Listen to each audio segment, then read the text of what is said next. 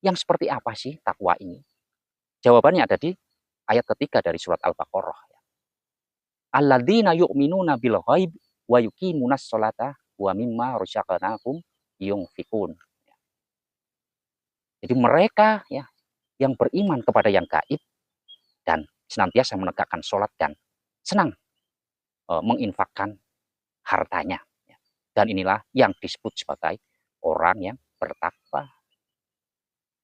Jadi ketakwaan ini adalah dia telah mengimani satu yang gaib, akan tetapi kegaiban itu sudah menjadi nyata. Ini disebut sebagai orang yang bertakwa. Bukan mengimani satu kegaiban, tapi dia tidak tahu, tidak belum pernah menembus kegaiban itu. Nah tentu apa yang dia imani dari sesuatu yang gaib itu.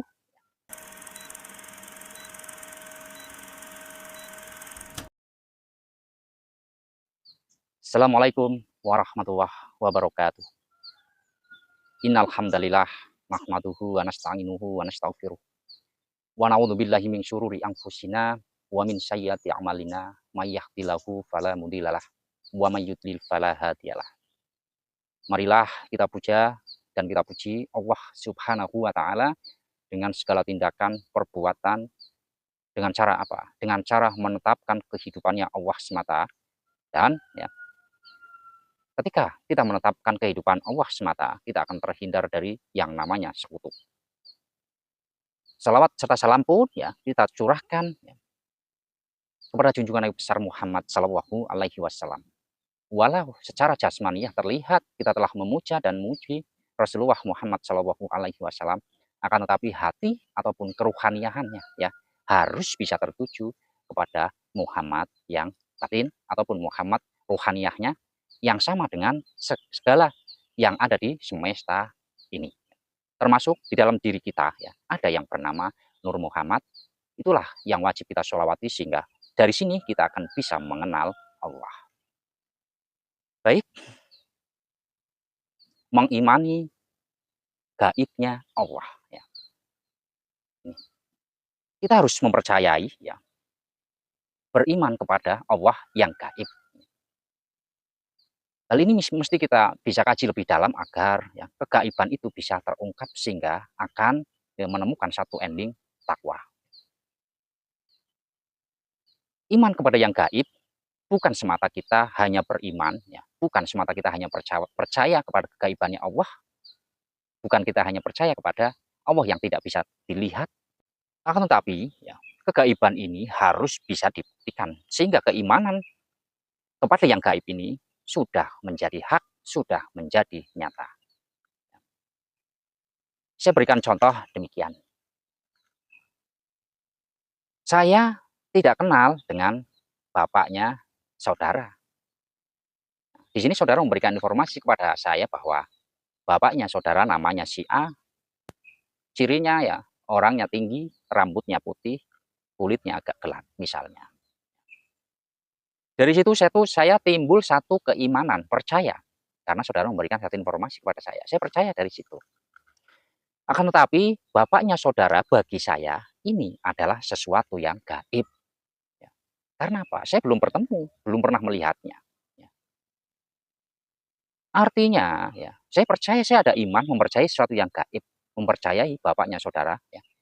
Cirinya agak tinggi, rambutnya putih, berkulit agak gelap. Namanya si A. Saya percaya. Lah akan tetapi kepercayaan yang ada dalam diri saya ini bukan kepercayaan yang bisa dipertanggungjawabkan oleh diri saya sendiri. Ya. Karena apa? Saya belum pernah melihat. Nah dari sinilah kepercayaan itu kepada yang gaib ya, harus dibuktikan terlebih dahulu agar kepercayaan ini menjadi hak. Nah, saya wajib bertemu ataupun melihat bapaknya saudara. Ini. Ketika saya sudah melihat dan bertemu bapaknya saudara, artinya ya, saya sudah mengimani kepada yang sesuatu yang gaib itu. Artinya yang gaib itu sudah menjadi nyata buat saya. Ya. Ini satu contoh. Nah Allah pun demikian. Ya. Al-Quran sudah memberikan petunjuk kepada kita bahwasanya. Ya. Dalam Al-Baqarah ayat 1, ayat 2. Ya. Dalikal kitabul la raiba fih hudalil muttaqin. Al-Quran adalah tidak ada keraguan di dalamnya. Dan itu menjadi petunjuk bagi mereka yang bertakwa. Itu. Jadi sudah tidak ada keraguan dalam Al-Quran ini. Ya. Dan kita garis bawahi bertakwa. Yang seperti apa sih takwa ini? Jawabannya ada di ayat ketiga dari surat Al-Baqarah. Alladzina yu'minuna bil ghaib wa yuqimunas sholata wa mimma razaqnahum yunfikun. Jadi mereka ya yang beriman kepada yang gaib dan senantiasa menegakkan sholat dan senang menginfakkan hartanya. Dan inilah yang disebut sebagai orang yang bertakwa. Jadi ketakwaan ini adalah dia telah mengimani satu yang gaib, akan tetapi kegaiban itu sudah menjadi nyata. Ini disebut sebagai orang yang bertakwa. Bukan mengimani satu kegaiban, tapi dia tidak tahu, tidak belum ataupun belum pernah menembus kegaiban itu. Nah tentu apa yang dia imani dari sesuatu yang gaib itu, dia belum ketemu dan melihat, kok percaya kepada yang gaib. Ya. Lah ini. Ketika hal demikian terus-menerus ya berada dalam diri kita, maka hati ini sangat gelap. Mata hati kita gelap, tidak bisa menembus satu kegaibannya Allah. Mengimani satu yang gaib ya, bukan berarti kita terus mengambang, hanya mengimani sesuatu yang kita sendiri tidak tahu. Nah, keadaan hati yang demikian ya, sehingga dia ada kepercayaan di dalam dirinya. Ya. Nah, ini dinamakan iman yang seperti apa? Ini yang mesti kita tahu dan mesti kita sadari, saudaraku. Alladzina yu'minuna bil ghaib. Mereka ya, yang beriman kepada yang gaib, ya. Percaya kepada yang gaib. Artinya apa? Yaitu tadi, kegaiban itu sudah dibuka, ya. Artinya dia sudah melihat dan bertemu yang dimaksud Tuhan bernama Allah ini, sehingga menjadi nyata. Akhirnya timbullah satu keimanan di dalam dirinya, dan keimanan itu sudah menjadi hak. Dan itulah yang disebut sebagai orang yang bertakwa. Ini bisa difahami ya saudaraku. Jadi tolong untuk selalu ditingkatkan keilmuan ya, agar bisa masuk dalam hakikat makrifat. Karena apa? Ketika kita hanya ya